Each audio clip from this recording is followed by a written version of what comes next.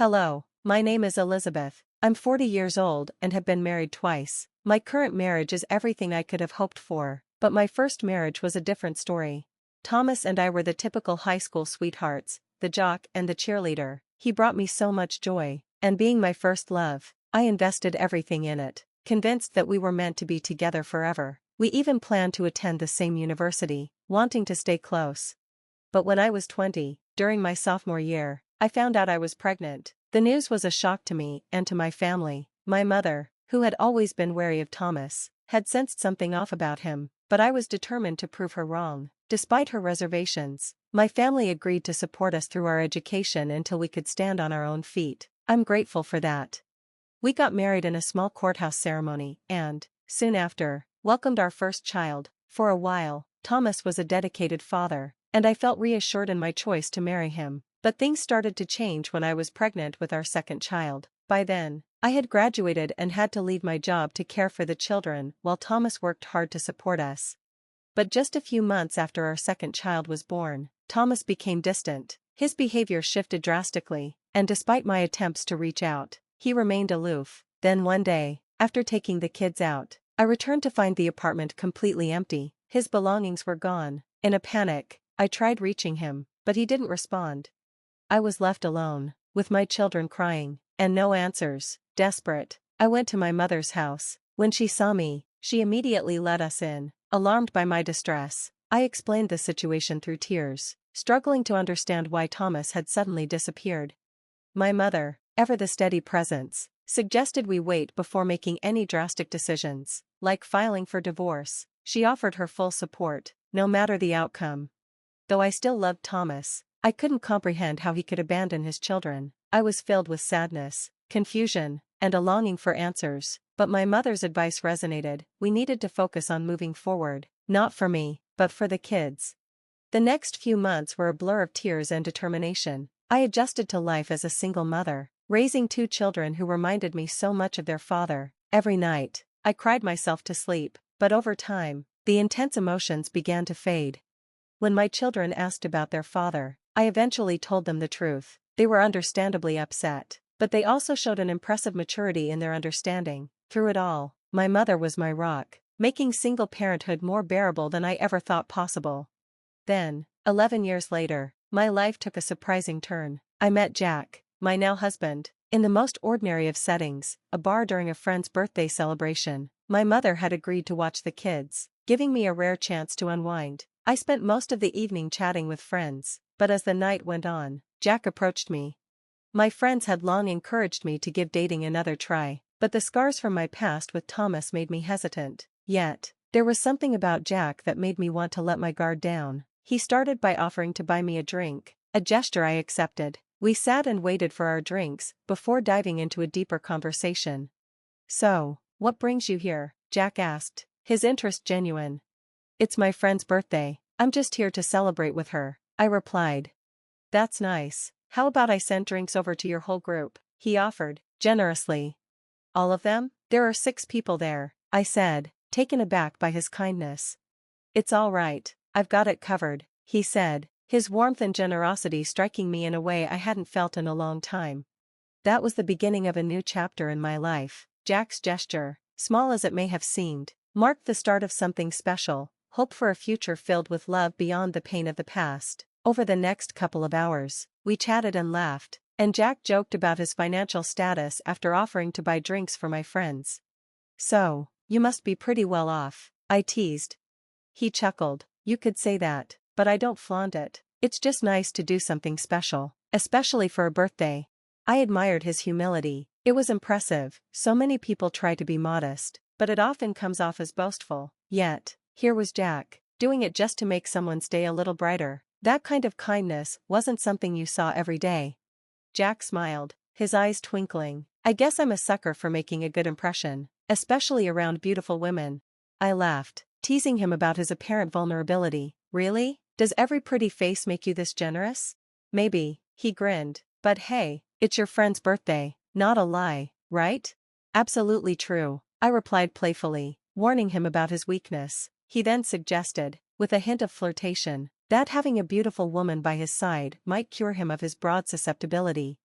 Our conversation flowed easily, something that surprised me, given my introverted nature. Maybe it was Jack's charisma or the laid-back atmosphere, but I found myself talking freely, more than I normally would. As the night wore on, my friends and I thanked Jack for his generosity before saying our goodbyes. We exchanged numbers, and from there, it was the beginning of constant messages and calls. Our talks ranged from the trivial to the exciting, and over time, Jack became woven into the fabric of my daily life. Our early public meetups soon transitioned into more personal settings, visits to each other's homes. I'll never forget the first time I saw Jack's house. It was nothing short of a mansion. He laughed at my surprise, modestly acknowledging it, but he hinted at a future that could include sharing such luxury. He was candid about his intentions, telling me he wanted marriage and a life together. His comfort with me, his openness, was unlike anything I had ever experienced, and it made me fall for him even more. Jack embraced the idea of my children as his own with genuine concern and affection, and it deepened my love for him. When I finally opened up about my past with Thomas, Jack's response was nothing short of extraordinary. He went to great lengths to demonstrate his love and commitment, making it clear how different he was from Thomas. It helped me understand why so many people had reservations about my first relationship. The end of my marriage with Thomas had been painful, but Jack helped me move forward in a way I never thought possible. I was immensely grateful. We didn't wait long before getting married, just a year of dating. We opted for a destination wedding, keeping the event small and intimate with only our closest friends and family. My children were thrilled about the union and often expressed how much they loved Jack, marking another positive development in our lives. With Jack, all my concerns seemed to melt away. Not only did he accept my children as his own, but he also supported their education, despite my insistence that I could handle it. He even personalized their rooms to match their tastes before we all moved in together, showing how dedicated he was to being a part of our lives.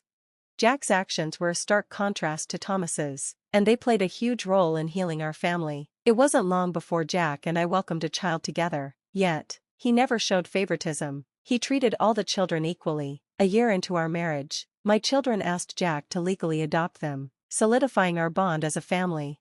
From then on, we did everything together, dining out, vacationing, and simply enjoying each other's company. My career was thriving, and Jack's business was flourishing too. Life felt perfect, and before I knew it, 6 years had passed. Then, unexpectedly, I was caught off guard when I received a call from an unknown number. The voice on the other end was unmistakable. "Hello, guess who it is?" I paused, confused. "Who is this?" "It's Thomas. How have you been?" Stunned, I replied, "Thomas, how did you even find my number?" His response was dismissive. "Forgot how you always complained. I just found your number, that's all." The call from Thomas was a shock, especially after years of building a new life without him. His sudden reappearance, and the casual way he reached out, stirred up a whirlwind of emotions that challenged the peace I had fought so hard to create with Jack and our family. Thomas's tone suggested he was looking for a casual chat, but our past was anything but that. He rationalized his departure by claiming that we were heading for divorce due to our constant struggles, insisting he left to spare us the emotional turmoil. "You're something else, truly," I responded, barely containing my disbelief, leaving without a word. "And now this call? It's unbelievable."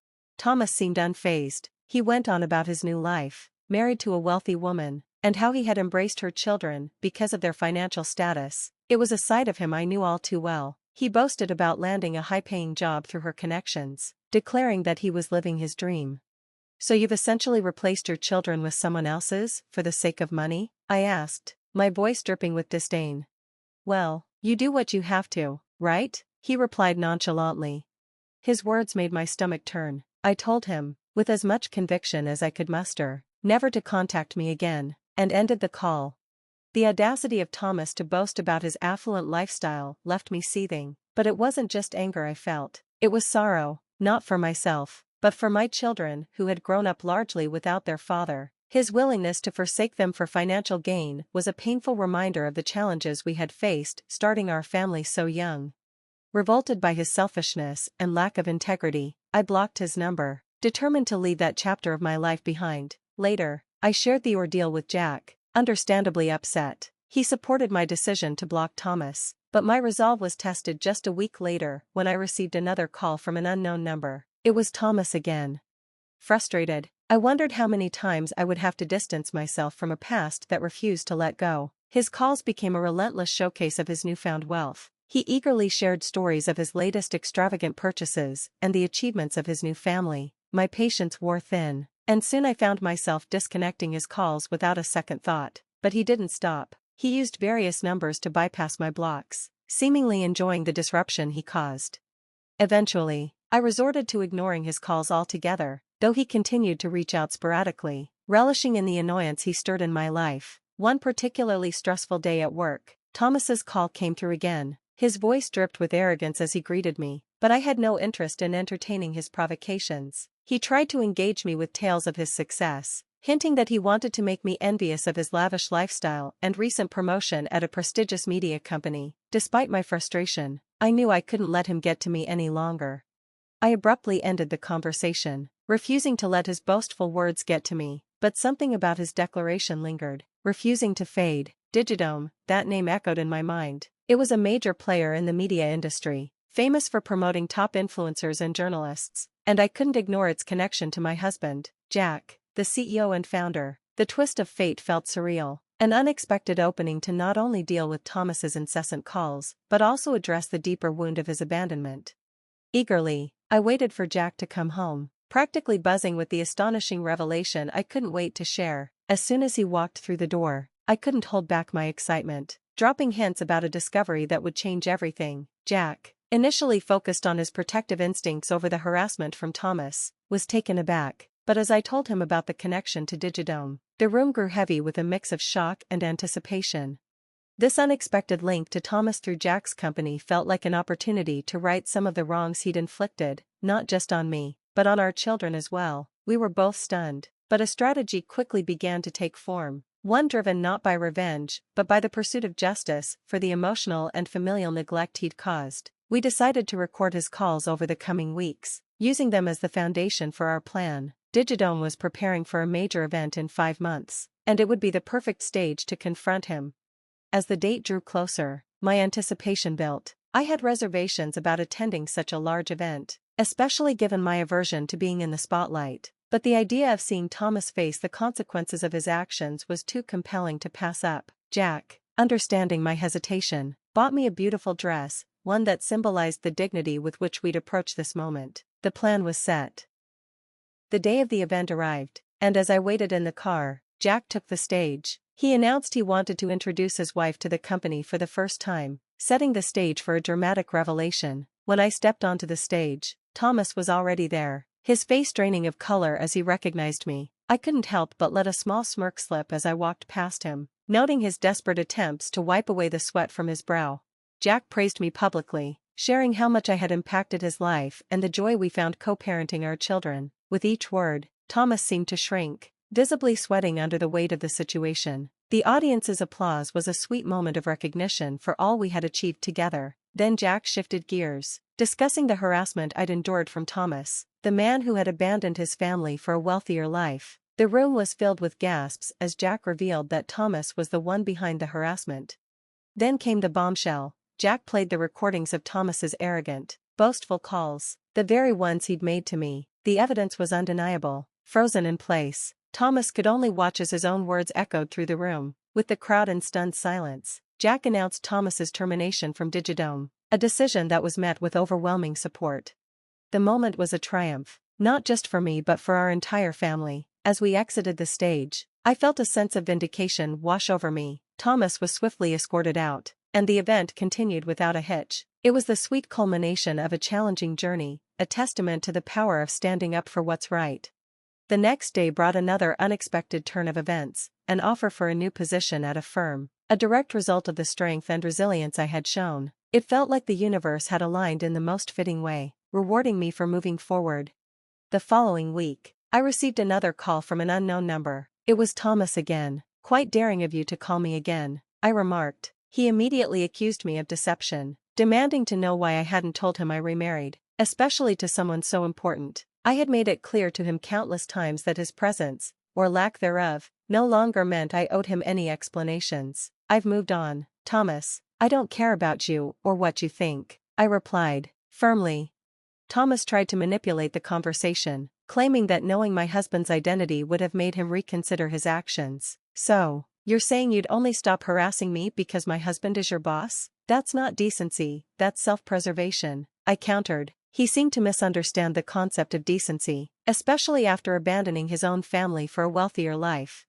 He then tried to shift the blame onto me, claiming that his recent troubles, his wife leaving him and taking the children, were somehow my fault. But I didn't let him off the hook. "You've made your choices, Thomas. This mess is your own doing." It felt empowering to stand my ground and refuse to let his blame-shifting affect me. I wished him luck, hoping he'd find a new path, one that might help him reflect on the damage his choices had caused.